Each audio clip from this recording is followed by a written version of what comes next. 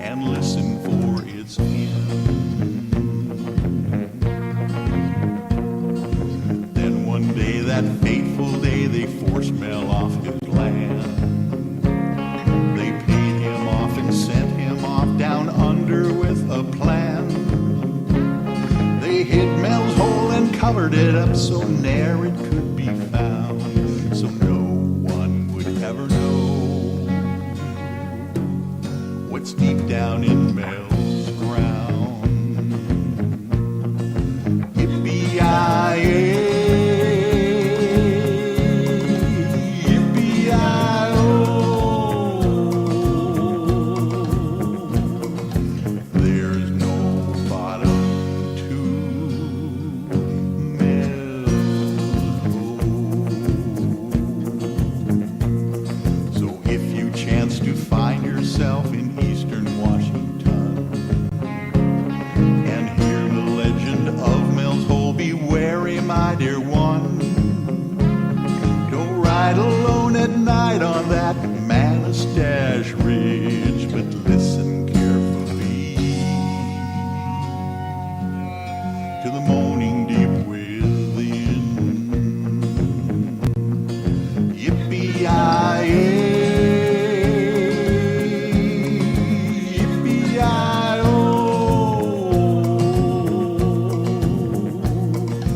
Ghost riders o'er Mel's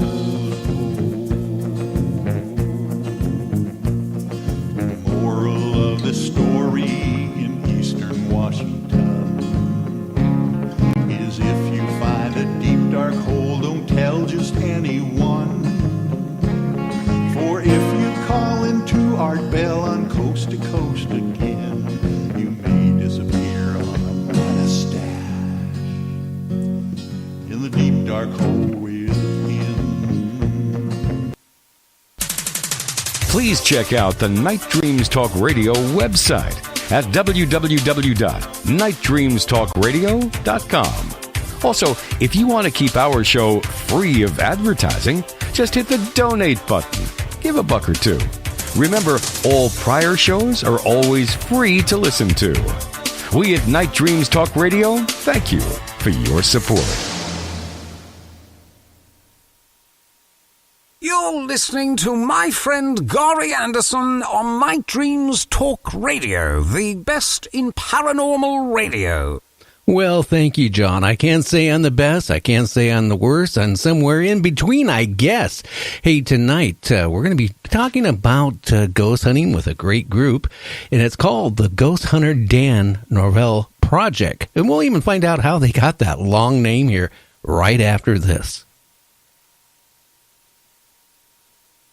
Night Dreams Scary Story Night on Friday nights. Call in at 9:30 p.m. Pacific at 1-253-203-6695. Well, here we are live with Larry tonight with the group. Hey, Larry, how you doing tonight? I'm doing pretty good, Gary. How are you? Oh, I'm doing really good. I'm kind of anxious to find out, well, what you guys do on ghost hunting and all that stuff. So why don't you tell a little bit about your group and all this stuff and how it got founded and when it got founded? Well, originally, we went by a different name, probably a name that's a little bit easier to pronounce. We were originally Small Town Paranormal, and that group was founded in 2009. And we went for a good couple years. We even had a large network of teams called the Small Town Paranormal Family. Unfortunately, in 2012-ish, 2013, someone beat us to the punch in trademarking the name. That would really hurt. That would really hurt. Name. What was that? I said that would really hurt because there you are established already, and now you have to, come up with a new name. Yeah, it really set us back for a while. We didn't really know what to do. In fact, we even still have the Small Town Paranormal Facebook page. I'm working on trying to merge it into our current page, but Facebook is Facebook, let's just say. You know, what I don't like about Facebook, and I bet you guys, you know, if you use it a lot, you known what has happened in the last 6 months. You know, 6 months ago, right? You'd post something, and it would say you had 4,000 friends or even 2,000 friends. The majority of them would see it. Now, you could have, 1,000 friends, and maybe 25 will see what you post, but they have an answer for that. You know what their answer is? You got to pay to boost it. And unfortunately, I mostly do. I do boost a lot of our stuff. Well, you have to, you know, but the problem is it's a lot of money if you want, you know, more than a couple dozen people to see it. And that is really frustrating for, you know, like you guys, for me. And I had another friend that, it's a biker radio station. It's been around for years. And they have like 100 to 200,000 people listening, you know, every day.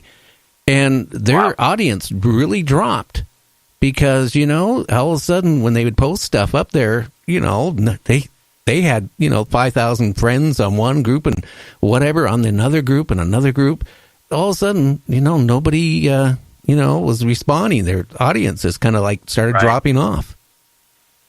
From what I understand of the way Facebook does it is you have to be constantly interacting with a person or a page or a group in order to continuously see their stuff popping up. So a lot of us in the paranormal, we're not posting 10, 20 times a day. You know, we'll throw a video up or sometimes a little status here or there, and then that'll be it for the whole day. Maybe we'll do 2 a day. Maybe we'll do 1, and then 3 days later we do another. It's that spur of the moment kind of posting that a lot of paranormal groups do because they're trying to cut down on the spam that's actually hurting us with Facebook. Oh, yeah. So we try to get around that. Ghosthunter Dan, who is our founder, he does a lot of live streams, sitting in his living room on his couch, just talking to everybody. He tries to do one every day, but he's a corrections officer. So there's some times where he works for 13 days straight and doesn't get a day off. Oh, wow. So, you know, sometimes he does, sometimes he doesn't. We go live all the time when we're out and about, constantly sharing videos. And we've seen the more we're actually really doing stuff, the more those people are starting to come back. They're starting to go, yeah, I just saw this, I saw that. Whereas before it was like, where have you guys been? Well, we've always been here. You weren't seeing it. Yeah, that's the whole problem. You know, and I hate to say it. You remember MySpace? Oh, yeah. Well, it's going the same way MySpace went. It's getting to be all commercials. I mean, you know, a year ago it was a fraction amount of advertising on Facebook, and now it's just loaded with advertising. And, you know, naturally they want to make money, but, you know, they should remember what happened to MySpace. Absolutely. Absolutely. And Facebook's also right now trying to get a cut onto what YouTube does with their shows and how people are actually able to make money making YouTube content. Well, Facebook now has their own version of like a TV network to where it's a Facebook-sponsored show that runs for 7-8 minutes. One of the ones that is one of my favorites for the Facebook show is Caruso, the Celebrity Dachshund. It's a show about the daily life of a dachshund. Yeah. But they make a lot of money making the show. There's a lot of dog lovers out there, you know, mass amount. Absolutely. Well, that and the person that, you know, runs the show designs costumes for the dog, and they're just adorable. Well, they got a niche. YouTube was able to really capture a lot of ad revenue a couple years ago. Well, now Facebook is getting it.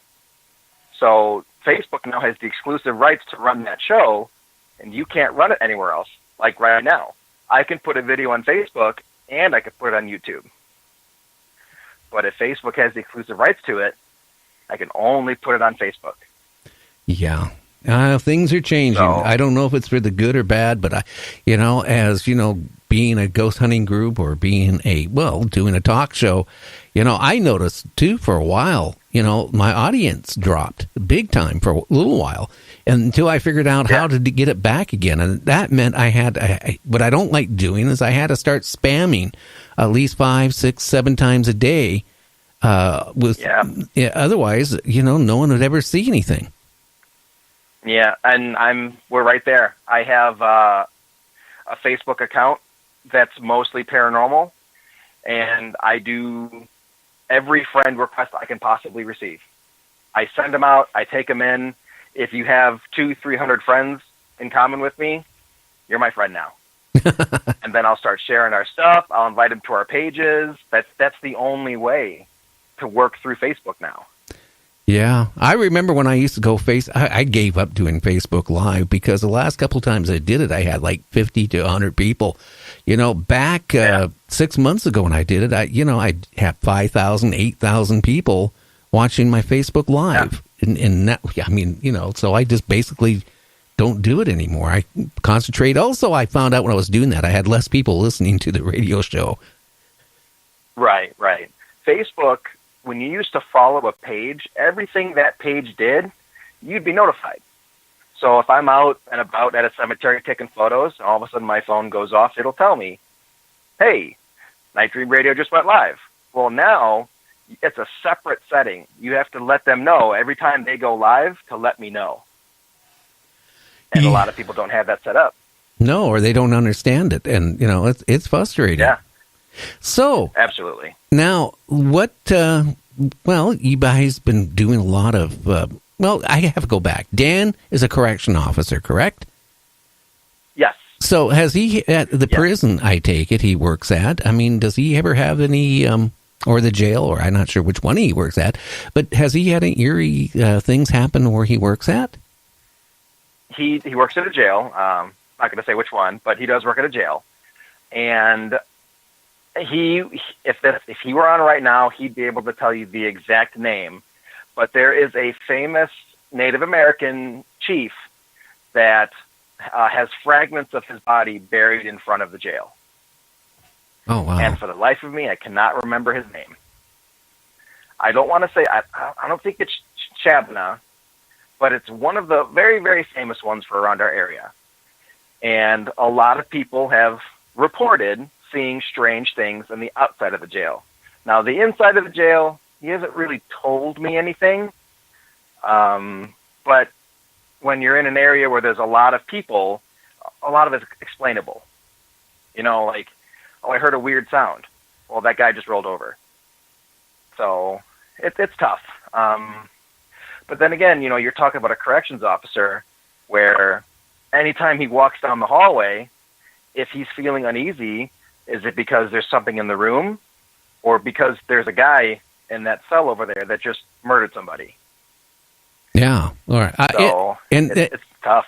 Yeah. And plus being, in a jail, at least around here, it's like 1 or 2 people, that's locked up seems to die in the jail each month. And you'd think, well, with the people dying in the jail and stuff like that, their spirits, would be kind of like trapped, because absolutely. Yeah. From what I've been told by him, they don't have any issues like that. They're pretty, how you want to say that? They're really good about making sure if someone's having an issue, they're sent out right away. So, but for the most part, I don't think he's really said anything like, man, we got to try to get in the jail tonight because this place is popping. Okay. No, the reason why I said that is because, I've had other ghost hunters on and, some of the old jails they've been through and old prisons and stuff were just so rich, in getting, sounds and recordings of voices and all this eerie type of stuff. Yeah, I've actually never investigated a jail or a prison paranormally. I've been on plenty of day tours, a lot of photos, even a day paranormal tour. I don't really count those. I've never actually sat down and investigated a jail. I'd love to,